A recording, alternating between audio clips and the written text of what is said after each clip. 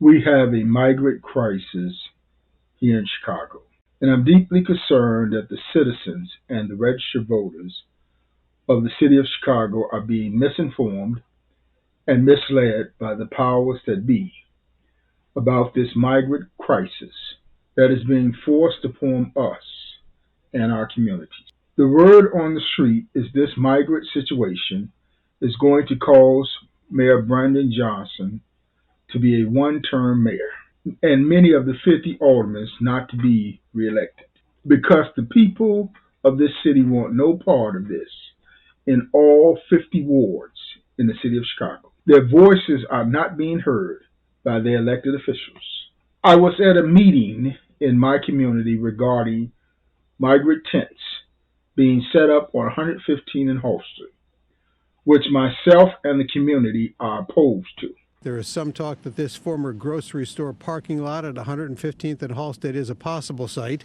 Johnson did not tell alderpersons how the tent cities would be paid for, but his team estimated the projected cost of the migrant crisis will reach $300 million by year's end. I think that's a bad idea. We are the residents of this community, and we demand that they do not put these people here. Residents tell us they are in need of grocery stores, mental health facilities, and housing for homeless individuals. By the end of this year, the migrant crisis will have cost taxpayers $250 million. Some of the misinformation that was stated in that meeting was that the migrants are being processed at the border and being granted asylum here in Chicago by the government. The Texas governor was busing these immigrants to Chicago because the Democratic convention was coming to Chicago, and he wants to make Chicago look bad. This is just some of the things that were said at that community meeting. Also, it was said that the city is going to put these tents in our community, whether we want them or not. They will be put in all 50 wards. Mayor Brandon Johnson, in an interview, said if we don't address this issue now, it will only get worse. If we do not act in this moment, if we do not live out our values and our principles as a city, the type of chaos that will break out as a result of not having any action will cost the city much more. We are being asked to be patient and wait for our turn. We are being asked to be patient and wait, for our turn is coming. The question is, can it get any worse? The influx of migrants is expected to cost Chicago taxpayers more than $250 million by the end of the year. Costs not lost on other city leaders. We don't have the money to support all of this. During Tuesday's budget committee meeting, alderpersons were asked to sign off on another $33 million in federal money earmarked for migrant care. It's a drop in the bucket. We definitely need more money. And for every dollar that they don't give us is more money we have to take out of our other funding than what it is now. Other than more migrants coming into the city and more of our tax dollars going to house, clothe, and feed them. Can it get any worse than the neglect that we as the people of this city, the citizens of this city, has been subject to for so long in this city? Can it get any worse is the question. That this administration and the aldermen has chosen migrants ahead of the needs and concerns of our community, ahead of the taxpayers and the voters of the city, to the tune of nearly $300 million of the taxpayers, to the tune of $300 million for this year long. We are being told if they don't address this issue now, it will only get worse. Now, for the record, there are over 60,000 homeless people in this city of Chicago that has been here and homeless before the migrants came here to this city of Chicago. And these homeless people are sleeping in subways, under the bridges, in the city, in the summer, fall, and winter, year after year. They have been there. You have thousands of homeless students in the Chicago public school system now and before these migrants got here. Yet Mayor Johnson and this city council has or will vote to spend over $300 million taxpayers' dollars to house, feed, and care for these migrants. They now call Chicago home. More than 13,000 migrants who've arrived in the past year and been placed in hotels, police stations, and shelters across the city. This man told our sister station Telemundo Chicago he's been given a good bed and a good life while staying at the Inn of Chicago, a shelter that houses 1,500 people. But they have not taken one vote to address the homeless issue in the city that was here before these migrants came to Chicago. Nor the citizens of this city that lights and gas is cut off because they cannot afford to pay their bills, living in homes and apartments without heat and or lights. This administration and the 50 aldermen has not chose to address the abandoned and boarded up houses throughout the city of Chicago. Citizens of this city, registered voters and senior citizens that are losing their homes because they cannot afford to pay their mortgage or taxes. We have 4 mental health centers that have been closed in this city of Chicago due to the lack of funding. Yet we have Mayor Brandon Johnson and the 50 aldermen voting taxpayers' dollars to the tune of over $300 million this year alone. And they're talking about a budget deficit already for next year. Brandon Johnson has announced that the city is facing a more than $500 million budget deficit for 2024. Now, $200 million of that his office attributes to the growing cost of caring for migrants. And they're yet going back council meeting after council meeting for the city council to approve more money to house, feed, and clothe these immigrants. Again, while you got mental health centers that's been closed, you got homeless youth in the Chicago public school, and over 60,000 homeless people in the streets of the city of Chicago. While one of the first major actions of our city council and Mayor Johnson in his first 100 days in office was to vote to spend over $100 million of taxpayers' funds to house, feed, and clothe migrants in this city that is legally not supposed to even be here.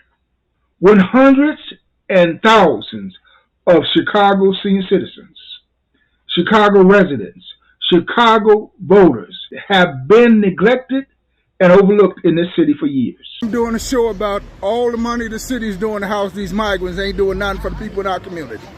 Exactly. You got anything to say about that? Yeah, I think it's a damn shame, and I think that the city of Chicago should say enough is enough. You can't keep taking everybody in and can't even afford to have them.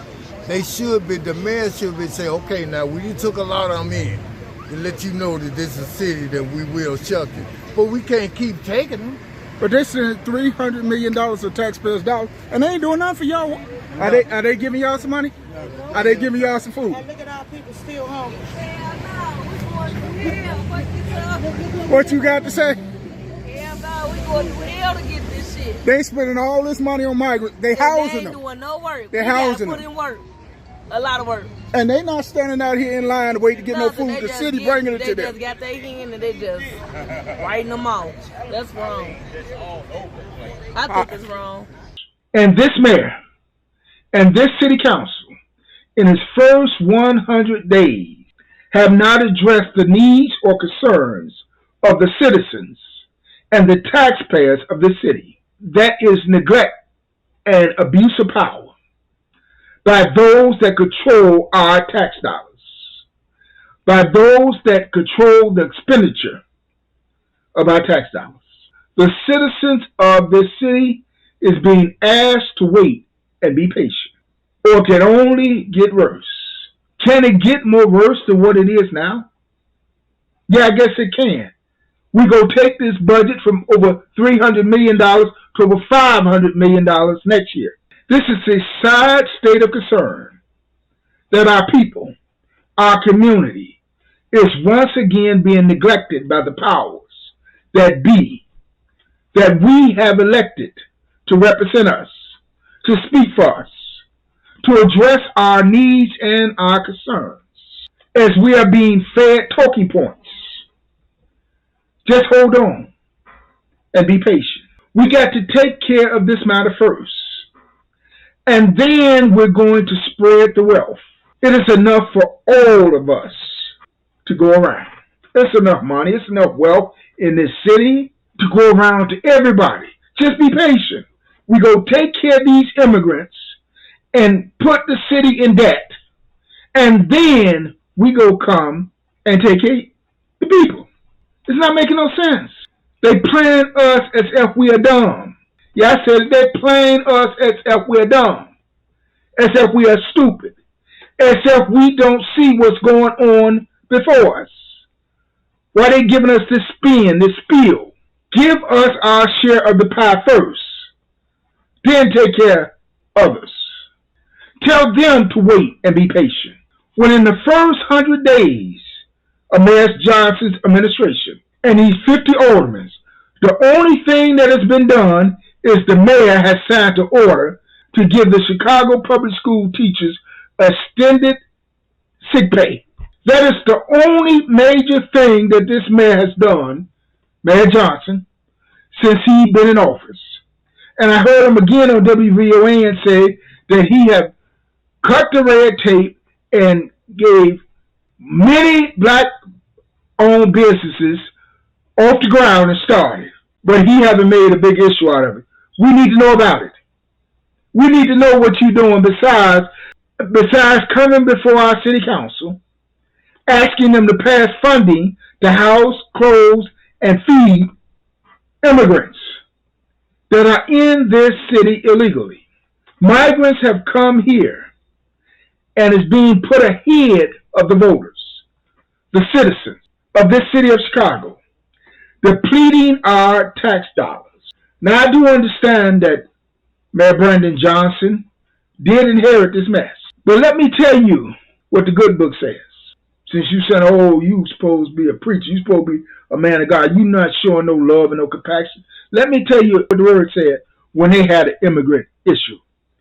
In the 6th chapter of Acts, in the very first verse, it said, in those days, the number of the disciples was multiplied, the people, and there arose a murmuring of the Grecians against the Hebrews, because their widows were neglected in the daily ministry. In other words, as the crowd grew, the people grew, they started playing favoritism in who got the resources.